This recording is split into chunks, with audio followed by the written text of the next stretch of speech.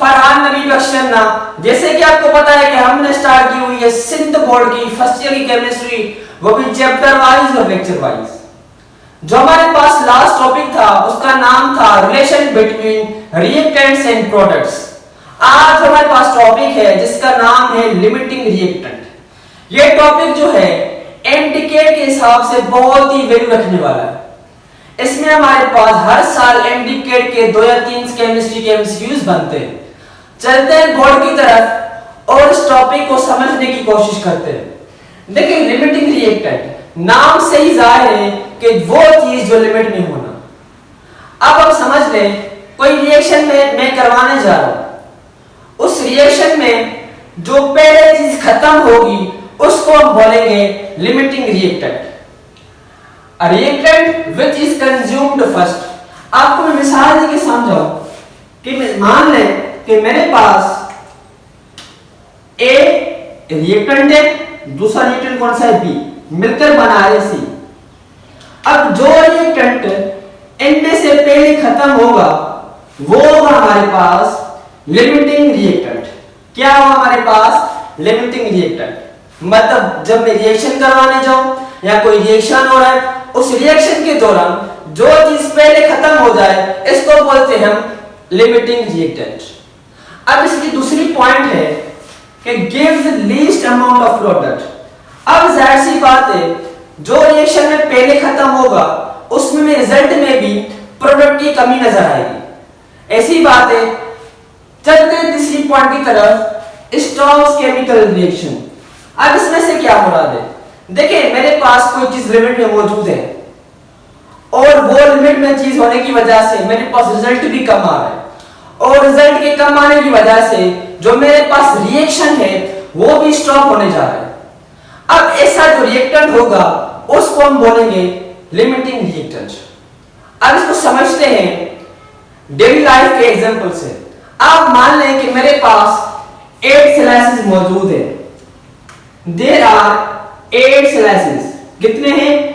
8 slices मेरे पास मौजूद हैं और हर 2 स्लाइसेस मुझे एक सैंडविच बना के दे रही है। यानी मेरे पास 8 स्लाइसेस मौजूद हैं और मैं 2 स्लाइस से सिर्फ एक सैंडविच बना सकता हूं। और मेरे पास जो कबाब्स हैं, टिक्कियां हैं, वो मेरे पास कितनी है? 3। अब यहां पर देखें स्लाइसेस तो 8 हैं, यानी मैं यहां पर 6 जो है ना वो सैंडविच बना सकता हूं क्योंकि मेरे पास 3 कबाब्स हैं। मेरे पास 3 कबाब्स हैं और मेरे पास 8 स्लाइसेस हैं, यानी मेरे पास 3 सैंडविचेस बनेंगे और 2 स्लाइसेस बचेंगी। अब ये जो टिक्कियां हैं, ये जो कबाब्स हैं, इन्होंने क्या किया, ये पहले खत्म हो गए। हमारे पास स्लाइसेस तो मौजूद हैं लेकिन हमारे पास जो कबाब थे वो खत्म हो गए। अब कबाब खत्म होने की वजह से हमारा रिएक्शन भी स्टॉप हो गया और हमारे 2 स्लाइसेस भी बच गए।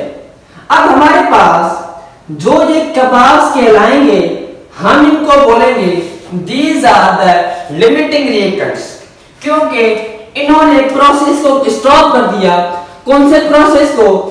सैंडविचेस के बनने की प्रोसेस को इन्होंने स्टॉप कर दिया और इसको तो बोलेंगे हम these are the limiting reactants. यानी इन्होंने प्रोसेस को रोक दिया और रोकने की वजह से हमें 2 स्लाइसेस भी बच गई। आइए बात समझिए। अब ये जो एग्जांपल था ये था आपके बुक में, जो आपका सिंध बोर्ड का बुक है। इसको केमिकली देखते हैं, ये केमिकली कैसे वर्क करता है। देखिए मेरे पास 3 मॉलिक्यूल्स हैं वाटर के। कितने मॉलिक्यूल्स हैं? 3 मॉलिक्यूल्स हैं मेरे पास वाटर के। अब यहां पर गौर करना कि यहां पर अगर मैं 3 मॉलिक्यूल्स बनाऊं, अब यहां पर मेरे पास हाइड्रोजन के कितने एटम्स मौजूद हैं? 2 एटम्स मौजूद हैं। और ऑक्सीजन के मेरे पास कितने एटम्स मौजूद हैं? वो भी 2 मौजूद है।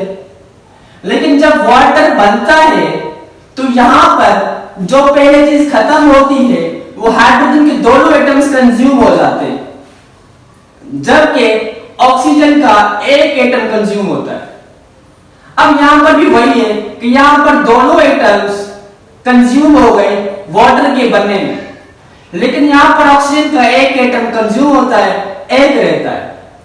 इस तरह से भी देख लें कि दोनों जो है वाटर के एटम्स वो मिलकर बनाते हैं H2 को, और यहाँ पर ऑक्सीजन का एक एटम रह जाता है, एक एटम बॉन्ड बना लेता है। अब यहाँ पर देखें कि रिएक्शन में पहले कौन खत्म हुआ? रिएक्शन में पहले हाइड्रोजन के एटम्स खत्म हो गए। तो मतलब ये मैं बोलूंगा कि हाइड्रोजन इज लिमिटिंग रिएक्टेंट, और यहां पर ऑक्सीजन जो मेरे पास बचा हुआ है, जो चीज लास्ट में बच जाएगी उसको हम बोलेंगे एक्सिस रिएक्टेंट। यानी इसमें मेरे पास क्वांटिटी ऑक्सीजन की बहुत सारी मौजूद है, जबकि लिमिटिंग रिएक्टेंट हमारे पास कौन सा है? हाइड्रोजन है। तो इसका कॉन्सेप्ट था लिमिटिंग रिएक्टेंट का। अब हम चलते हैं लिमिटिंग रिएक्टेंट के एग्जांपल की तरफ। अब यहां पर जो मेरे पास एग्जांपल है 1.15, इसमें जो मुझे कहा जा रहा है वो ये कहा जा रहा है कि आपको एक रिएक्शन दिया हुआ है, उसमें मुझे क्या करना है? लिमिटिंग रिएक्टेंट फाइंड करना है और कार्बन डाइऑक्साइड का मास फाइंड करना है। देखिए मेरे पास ये इथीन मौजूद है, इसको हम बोलते हैं इथीन।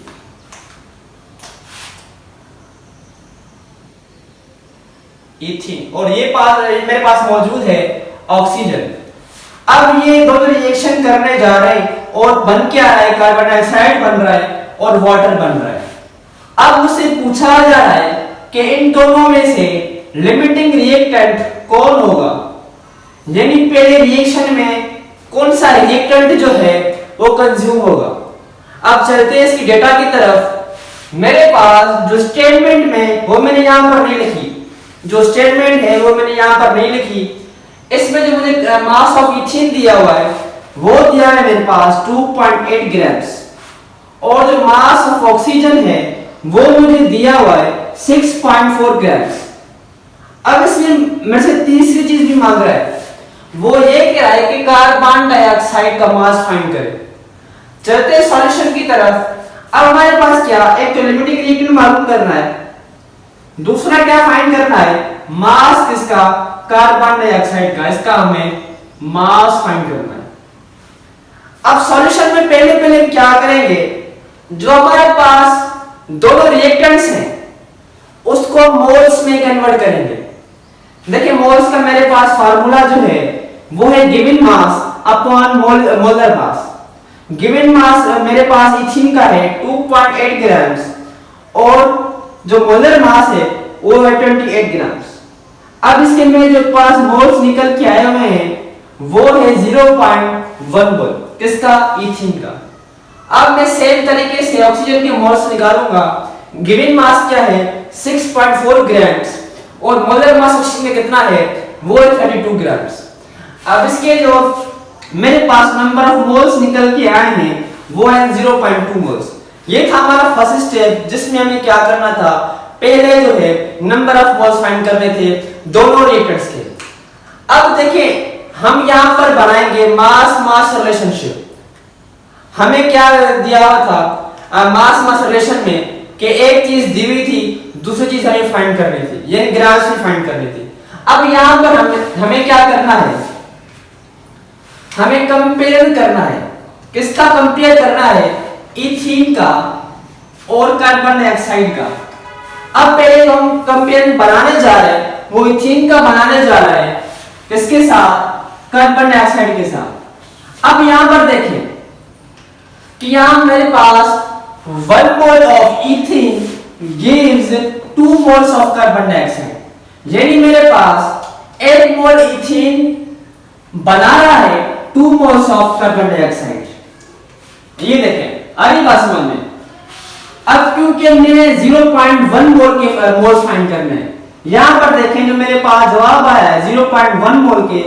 अब मुझसे ये मालूम करना है कि 0.1 मोल जो है वो कितने number of mole carbon dioxide को बनाएगा। तो 0.1 mole of ethene gives, simply मैं क्या करूंगा? 2 को मल्टीप्लाई कर लूंगा 0.1 से, जो इसका नंबर ऑफ मोल्स मैंने निकाले हुए हैं, तो मेरे पास जो आंसर निकल के आएगा वो आएगा 0.2 मोल्स।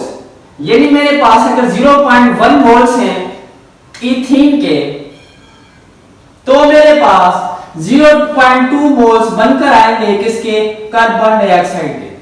ये मेरे पास कंपेरिजन था वो था इथीन का कार्बन डाइऑक्साइड के साथ। अब मैं जो दूसरा रिएक्टेंट लूंगा जिसका मैं कंपेरिजन बनाऊंगा वो है ऑक्सीजन। ऑक्सीजन को मैं कंपेयर करूंगा किसके साथ, कार्बन डाइऑक्साइड के साथ, क्योंकि हमें यही कहा जा रहा है कि ना मास जो है वो कार्बन डाइऑक्साइड का निकाले, इसलिए हम कार्बन डाइऑक्साइड के साथ इसको कंपेयर कर रहे हैं। अब मेरे पास यहां पर देखिए 3 मोल्स ऑक्सीजन, 2 मोल्स बन रहा है कार्बन डाइऑक्साइड। तो मैं यहां पर स्टेटमेंट में लिखूंगा कि 3 moles of oxygen gives 2 moles of carbon dioxide. अब क्योंकि मुझे 0.2 मोल्स का फाइंड करना है, मुझे क्या फाइंड करना है कि 0.2 मोल्स ऑक्सीजन में कार्बन डाइऑक्साइड कितना नंबर ऑफ मोल्स बनेगा।